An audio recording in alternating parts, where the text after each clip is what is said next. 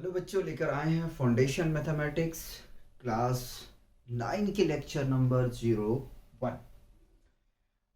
और foundation mathematics class 8 में जिस तरीके से हम लोगों ने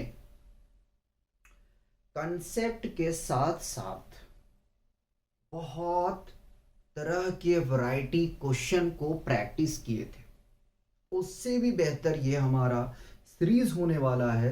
तो मैं इस सीरीज का नाम देता हूं प्रोटॉन सीरीज। इस प्रोटॉन सीरीज में सबसे पहले जो हम स्टार्ट करने के लिए जा रहे हैं वो हम शुरू करेंगे लॉज ऑफ एक्सपोनेंट। और इसमें जो चैप्टर 1 2 3 मेंशन करूंगा वो मैं करूंगा आर डी शर्मा के बेसिस पे।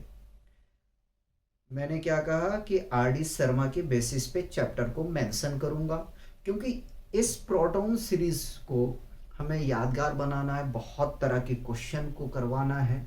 साथ ही साथ एक क्वेश्चन को हमें कितने तरीके से सोचने की जो कैपेबिलिटी होगा, क्वेश्चन को सोचने के लिए भी हम लोग सीखेंगे कि एक क्वेश्चन को कितनी आसानी तरीके से हम सॉल्व कर सकते हैं। तो ये सीरीज तो लंबा होगा, ठीक है, बहुत सारे लेक्चर भी जाएंगे, लेकिन इस सीरीज आप लोगों को बहुत मजा आएगा। तो जो लॉज ऑफ एक्सपोनेंट है वो चैप्टर हमारा 2 है आर डी शर्मा के बेसिस पे, ठीक है, चैप्टर 2। इसके बाद में इसमें तो काफी लेक्चर आपके जाएंगे लॉज ऑफ एक्सपोनेंट में। इसके बाद में जो हम कवर करेंगे वो चैप्टर 3 करेंगे, ठीक है। रैशनलाइजेशन को कवर करेंगे, फिर अलजेब्रा आएगा, इसी तरह से चलता चला जाएगा हमारा। और शायद हमारा जो है फोर्थ चैप्टर जो है वो हमारा पॉलिनोमियल होगा, उसको हम कवर करेंगे, ठीक है। तो बात करते हैं हम लॉज ऑफ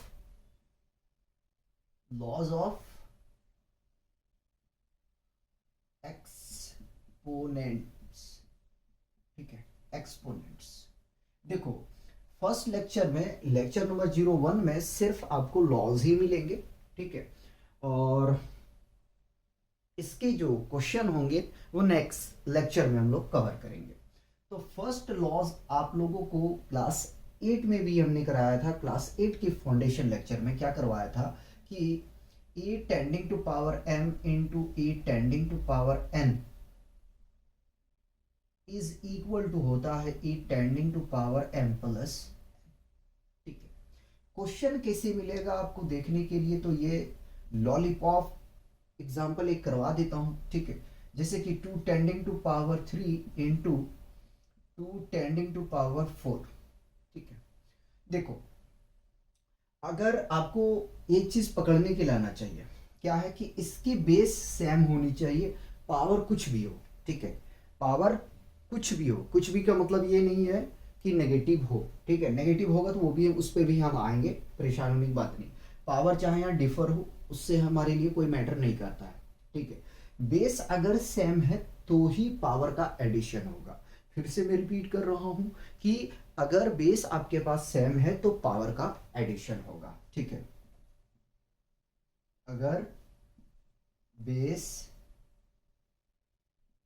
सेम है तो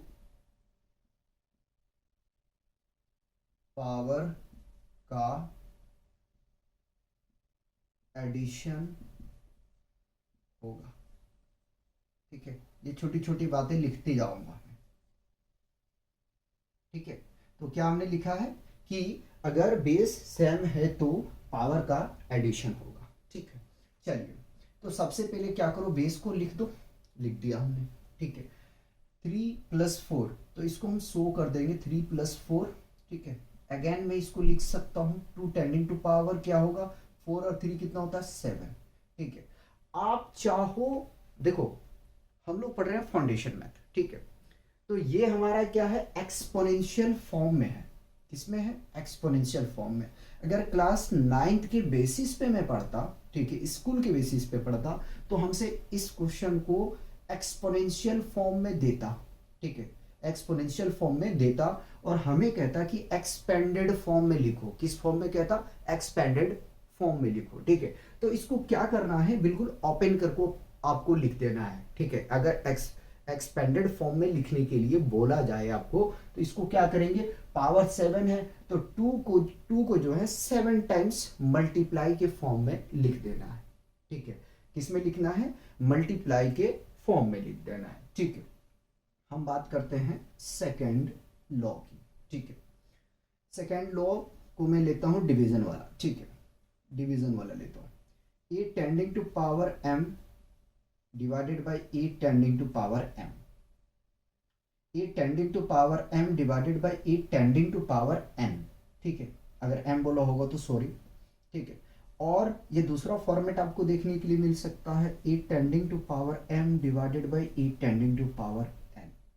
और तीसरा फॉर्मेट देखने के लिए मिल सकता है, a tending to power m into a tending to power -n, ठीक है। इन सब का एक ही मीनिंग है बाबू, यहाँ लिख रहा हूं मैं, ठीक है। तो इनका जो मीनिंग आएगा क्या आएगा, a tending to power m minus n के इक्वल में। चाहे आप यहां से निकालो, चाहे आप यहां से निकालो, चाहे आप यहां से इसको इक्वल के फॉर्म में लिखो, तो क्या होगा, माइनस हो जाएगा, ठीक है। अब इसका लिखा जाए, अगर, ठीक है, अगर बेस सेम है और पावर डिफरेंस है, तो मैं डिफर लिख रहा हूं, ठीक है। चलो लिख देता हूं पूरी, डिफरेंस है तो पावर में सब्सट्रैक्शन होगा। आप कहोगे यार क्या बेवकूफ बना रहे हो आप, ठीक है। वो तो हमें दिख ही रहा है, ठीक है, वो तो हमें दिख ही रहा है कि अगर बेस सेम है और पावर में क्या है, डिफरेंस है, ठीक है, तो पावर में सब्ट्रैक्शन होगा। ये कौन सी बड़ी बात बता दी है बाबू, मैंने लिख दिया है, ठीक है। इस चीज़ को आपको बाद में समझ में आएगा, जब आप नोट्स बनाते जाओगे ना, तो इसका बेनिफिट आपको आगे में समझ में आएगा। अच्छा एक बात और देखो, मैं इसको हिंदी के भाषा में लिख रहा हूँ, कहीं अगर मिस्टेक हो लिखने में, ठीक है, तो उसको यार थोड़ा इग्नोर करना, ठीक है। मैं आपके लिए लिख दे रहा हूँ जितना पॉसिबिलिटी है, ठीक। अगर इसका मैं एग्जांपल देखने के लिए जाऊंगा सेकेंड लॉज का, तो 2 टेंडिंग टू पावर 2 लिख देता हूँ, ठीक है, और 2 tending to power sorry divided by 2 लेता हूँ, ठीक है। अगर ऐसा आपको देखने के लिए मिले तो क्या करोगे, सबसे पहले यार सॉल्यूशन लिखोगे, ठीक है। 2 टेंडिंग टू पावर 2, इसको डिवाइड में लेके आ जाऊं, आ गया। अगेन मैं इसको अगर मल्टीप्लाई के फॉर्म में लिखूंगा, 2 tending to power 2 into 2 tending to power 1, तो कंसीडर कर सकते या नहीं कर सकते। लेकिन याद रहे ये डिवाइड में है, ठीक है, तो इसका ट्रांसपोज हो जाएगा। ट्रांसपोज का मतलब क्या हुआ कि अगर +1 है तो -1 हो जाएगा, और -1 है तो +1 हो जाएगा। यानी कि ट्रांसपोज को मीनिंग कह सकते हैं, इनवर्स भी कह सकते हैं, ठीक है, इनवर्स हो जाएगा, ठीक है। यानी कि माइनस है तो प्लस लोगे इसकी पावर, और अगर प्लस में है तो माइनस लोगे, ठीक है। अब पावर में क्या होगा, तो बोलोगे सर पावर में तो सब्ट्रैक्शन दिख रहा है मुझे, 2 का पावर 1 आ गया, फाइनली कितना आ गया, 2 आ गया, ठीक है। आराम आराम से इसलिए करवा रहा हूँ क्योंकि 0-1 लेक्चर है, आराम से ही लेके चलूंगा, अभी क्वेश्चन तो करवा नहीं रहा हूँ, ठीक है। और इस सीरीज में, प्रोटॉन सीरीज में आप ये देखोगे कि नॉर्मल में बहुत आराम आराम से करवाऊंगा, ठीक है। हम थर्ड लॉज की बात करेंगे, ठीक है। थर्ड लॉज क्या है हमारा भाई, a tending to power m whole tending to power 1/n, ठीक है। या तो इस तरीके से ना लिख के हम थर्ड लॉ को ऐसे लिखते हैं, ए टेंडिंग टू पावर m/n, ठीक है, इस फॉर्मेट पे लिखते हैं। अगर ऐसा आपको देखने के लिए मिले तो आप क्या करोगे, इसको आप लिखने के लिए जाओगे a tending to power m, ठीक है, whole tending to power 1/n, ठीक है। और जब मैं एक्सपोनेंट करा रहा था क्लास 8 के फाउंडेशन में, तो वहाँ पे मैंने आपको बताया था कि रूट इज इक्वल टू कितना होता है, हाफ होता है, ठीक है। और कहीं पे लिखा है क्यूब रूट, तो इसकी वैल्यू कितना होगा, 1/3 3 होगा, ठीक है, यहाँ पे जो भी वैल्यू होगा।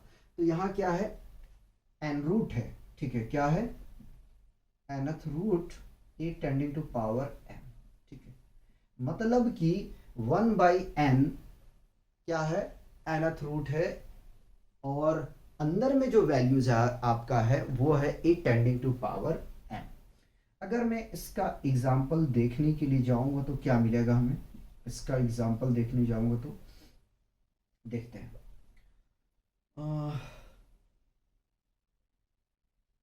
3 टेंडिंग टू पावर, ठीक है, 2/3 कर लेते हैं, ठीक है, 2/3। चलिए, अब इसको मैं सॉल्व करने के लिए अगर जाऊंगा, सॉल्व करने जाऊंगा तो देखो कैसे करूंगा, ठीक है, 3 का स्क्वायर कर दिया मैंने और होल टेंडिंग टू पावर 1/3, ठीक है, बेसिकली ये क्या है, क्यूबिक रूट है, तो इसको मैं लिख सकता हूँ, ठीक है, 3 टेंडिंग टू पावर 2, ठीक है। तो इस तरीके से आप इसको क्या कर सकते हो, एक्सप्रेस कर सकते हो, ठीक है। अब हम चलते हैं फोर्थ लॉ में। फोर्थ लॉ को हमने लिया a इंटू बी, ठीक है, या a B whole tending to power m ले लेते हैं, n ले लो, कोई प्रॉब्लम नहीं है, ठीक है। तो फोर्थ लॉ आपका बनेगा बाबू a tending to power m into b tending to power m। अब यहाँ एक चीज याद रखो, दोनों का बेस अलग अलग है, हम इसमें कुछ भी नहीं कर सकते हैं, ठीक है, क्या है, दोनों का बेस डिफरेंस है, ठीक है, सिमिलर नहीं है, तो हम यहाँ पे कुछ भी नहीं कर सकते हैं। ज़्यादा से ज़्यादा हम इसको इसी के फॉर्मेट में लिख सकते हैं, इससे ज़्यादा हम कुछ भी इसमें नहीं कर पाएंगे, ठीक है। तो यहाँ से क्या हम कह सकते हैं, अगर कोई एग्जांपल आपको देने जाऊँ तो मैं दे सकता हूँ 2 इंटू 3 का पावर मान लेते हैं भैया कितना है, 2, ठीक है। तो इसको सॉल्व करने जाओगे तो क्या लिखोगे, अब 2 का पावर 2 इंटू 3 का पावर 2, ठीक है। इसको सॉल्व करने जाओगे तो 2 का पावर 2 है, इट मीन्स 4, और 3 का पावर 2 है, इट मीन्स 9, और अगर इसको मल्टीप्लाई करके लिखना चाहोगे तो कितना आ जाएगा, 36 आ जाएगा, ठीक है, कितना आ जाएगा, 36 आ जाएगा, ठीक। और अगर हम आगे बढ़ें अपने फिफ्थ लॉ की तरफ, तो फिफ्थ में देखो, लॉ आगे पीछे सीरियल में हो तो कोई मैटर नहीं करता है, ठीक है, क्योंकि बुक के हिसाब से सीरीज में अगर नहीं किया हो तो उससे कोई मैटर नहीं करता, ठीक है, आपको लॉज आना चाहिए, 4 हो गया, ठीक है। फिफ्थ लॉज में लेता हूँ a tending to power minus n अगर रहे, ठीक है, तो ये इसको आप क्या करोगे, अगर किसी का पावर नेगेटिव में रहता है तो सबसे पहले आपको ये करना चाहिए, अगर एक्सपोनेंशियल को आप पढ़ रहे हो तो आपको ये करना चाहिए कि उसको सबसे पहले आप पॉजिटिव बनाओ। क्या मैंने कहा कि अगर किसी का पावर नेगेटिव है तो कोशिश करो सबसे पहले उसकी पावर को पॉजिटिव करने का। तो इसका जो होता है a tending to power minus n is equal to 1/a tending to power n, ठीक है, लिख दू, चलो लिख दिया। अगर किसी का पावर नेगेटिव है तो उससे यूज मत पढ़ना, ठीक है, चलो उसे, ठीक है, उसे पॉजिटिव बनाना है, ठीक है, या पॉजिटिव के फॉर्म में कन्वर्ट करना है, ठीक है, मैंने बनाना लिखा है, केला मत समझ लेना भाई। चलिए, ये हो गया। इसका एग्जाम्पल अगर हम देखने के लिए जाएंगे तो छोटा मोटा एक एग्जाम्पल ले लेते हैं हम, कि 2 टेंडिंग टू पावर माइनस 1 है, तो इसको आप कैसे लिखोगे, 1/2, इसका पावर 1 है, ठीक है, 1 को शो नहीं किया जाता है। अगर मैं सिक्स्थ लॉ की बात करने के लिए जाऊंगा, ठीक है, सिक्स्थ लॉ, चलिए मल्टीप्लिकेशन वाला हो गया, डिवीजन वाला हो गया, ठीक है,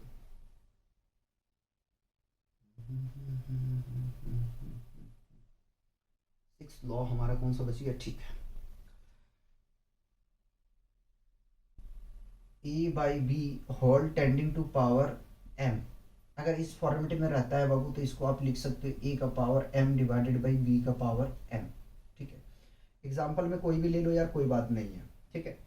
तो हमने ले लिया 2/3 का पावर 2 ले लिया, ठीक है। तो आप इसको लिख सकते हो 2 tending to power 2 divided by 3 tending to power 2, और इसको लिख सकते हो, क्या लिख सकते हो, 2 का स्क्वायर करोगे तो 4 और 3 का स्क्वायर करोगे तो 9। ये आएगा आपका आंसर, ठीक है। लास्ट लॉ आपको करवा देते हैं सेवेंथ, ठीक है। सेवेंथ लॉ की हम बात करने के लिए जाएंगे। तो a tending to power 0 is always equal to 1, ठीक है। अब यहां मैं लिखूंगा बात, ठीक है। अगर किसी का पावर पावर 0 हो तो हमेशा उसका वैल्यू 1 के इक्वल आएगा, ठीक है, आएगा।